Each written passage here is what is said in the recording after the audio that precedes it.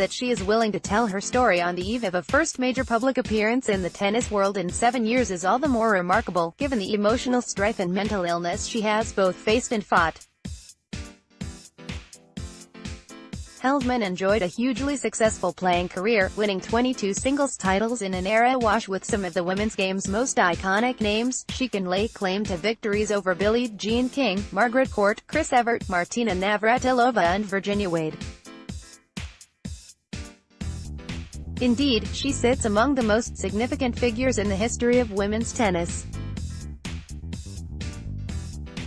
She was one of the original 9, the group of female players who would forego the threat of suspension in order to join the Virginia Slim circuit, which would eventually form the basis of the WTA Tour. It was a rebellion, a revolt against the United States Lawn Tennis Association, USLTA, overseeing a startling inequality between the prize money paid to male and female players. At the 1970 Italian Open, Ilinas Tace received $3,500 for winning the men's title, while King took home just $600 for victory in the women's event. The women's game would change further in 1973, with King's famous Battle of the Sexes victory over Bobby Riggs providing impetus to the burgeoning world of women's professional tennis. However, it remained a tough school for any female athlete. It was very difficult to be taken seriously, Heldman recalls. You have to take into account this inherent prejudice, that men should be in charge and that the women should be left to do what they do. Each one of us was seen as outcasts. We had muscles at a time when women weren't meant to have muscles. Some of us were gay, some of us were trying to do something that women were supposedly not meant to do. We were being attacked so often by the men, so we always had this togetherness, whether we liked each other or not. There's not one other girl in my high school who competed in sport. What happened back then was like another world. We had to be the trailblazers. There is, though, a rare complexity to Heldman's relationship with tennis, a sport in which she was once ranked as the world's 5th best player, but also one that saw her at her most troubled. The daughter of Gladys Heldman, an indomitable driving force in the advent of the Virginia Slims Tour, hers is a tale of an impossible struggle, centered on the relationship between mother and offspring, emotional abuse and survival amid decades of undiagnosed mental illness. Since the release of Julie's memoir last year, Driven, a catalog of strength in adversity, laying bare the details of a deeply complex life has become easier, the placing of pen to paper serving as a catharsis to a lifetime of bottled-up secrets. It is absolutely extraordinary, Heldman reflects of her upcoming return to the tennis world. From the thrill in her voice, it is clear that she means it.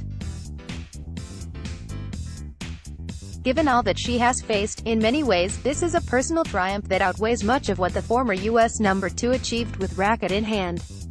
It says much for the debilitating power of mental illness that someone who thrived in front of a watching audience, both as player and then as broadcaster, has felt so unable to show face. It is always more of a struggle for me when there are a lot of people around, she confesses.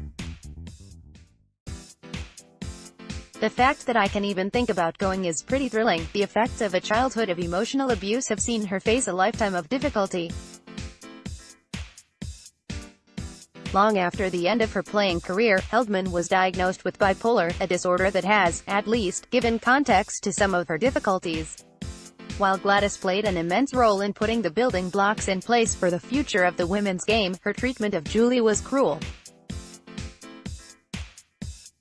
It was motherhood, but without the mothering. Julie would spend the majority of her formative years in isolation, starved of empathy, regularly belittled. At the same time, however, there is an undying pride in what her mother achieved. Gladys, for her faults, had also suffered from a childhood devoid of maternal compassion. In 2003, she would take her own life. She was a fearless woman championing the female cause in what was, almost exclusively, a man's world. Indeed, Gladys would be inducted into the International Tennis Hall of Fame in 1979, some feat for a promoter and publisher. She founded the highly influential World Tennis magazine. One of the reasons I wanted to write the book was to explain this amazing thing, Julie explains. I am completely proud of my mother and all that she did for tennis and all that she achieved. Did she love me? I think the answer is yes. But she was, in many ways, incapable of showing empathy. Emotion was very difficult for her to show. Even though some kind of love was lurking underneath, it was very difficult for her to show it in normal ways. In her memoir, Julie describes her family as possessing all the characteristics of a cult. She writes of an exceedingly strong leader, isolation from the rest of the world, control, coercion and abuse by the leader. It is a cocktail of sentiments that left her with a deep internal conflict. Differentiating my mother from the woman who did so much for women's tennis has been, for many years, close to impossible, she says. In 1970, Julie would attempt suicide. But nearly half a century later, it is a time in her life that Heldman, now 73, can look back upon without resentment, and with a clarity of what was driving her actions. It is important for anyone, those in sport and not, to be able to know that if something is going wrong, that there can be help, she says, unprompted, with an experienced wisdom and the self-awareness of someone all too aware of the challenges that come with living with mental illness. Help can be a friend who listens. Help can be someone who's trained to give guidance. But if you think you're on your own, or if you grow up in an environment where you think that you absolutely have to win, that is going to cause its own damage. To find the place to turn to is really important. What I have seen in sport is that, with all the money and with all the people involved, a person might feel like they are getting lost in the cracks. There is always a place somewhere for competitors to turn to. Of her own experience, she admits that, at her lowest, she lacked any such safe haven. After I attempted suicide, I did not know where to go. The only place I knew to go to was back on the tennis court. Yet, nobody had any idea what I was going through.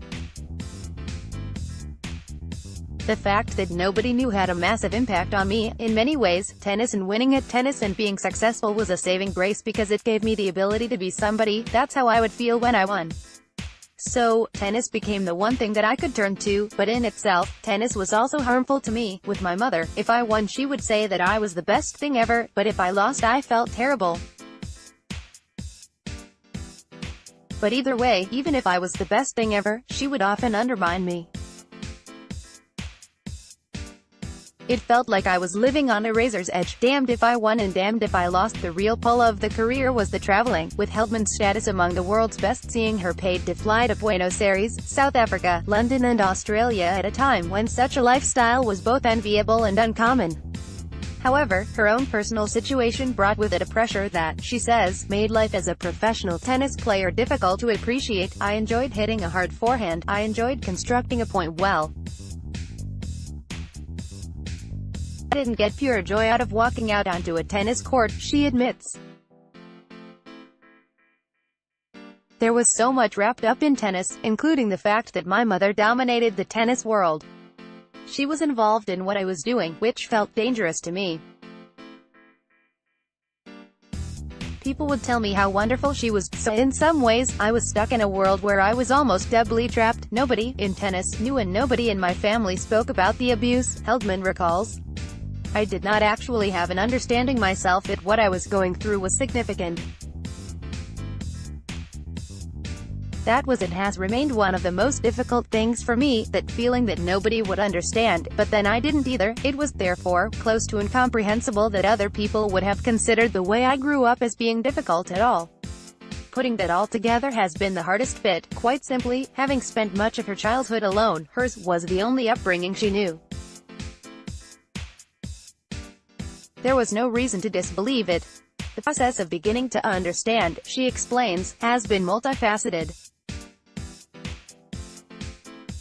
It began with therapy. I cried for 3 days, she says, of being told by her therapist that her childhood experiences had not been normal. It was only a few sessions in that she explained that other families would not have treated me this way. She told me that this didn't have to happen. Perhaps, though, what is most significant in explaining Heldman's lifelong struggle with herself is that she has come to understand her own set of circumstances. Not only can she now comprehend an often tearful and lonely youth, but she has been able to recognize the root of what she describes as her volatility on the court. Heldman pauses as she recalls an anecdote from the recent past. One of the old players said to me, "I like you more now than I used to," and I began to understand that I could have been jarring and I could have been difficult. That was because I didn't understand what was going on and because I wasn't receiving help a lot of the time. It was hard to be otherwise. I never wanted to be jarring and difficult. It is a story that summarizes all that bipolar brings. The episodes of depression that accompany the periods of manic energy, mania, for me, feels like second nature, Heldman explains. I have always pushed too hard, so I do not know that things are going wrong if I start functioning at a very high level.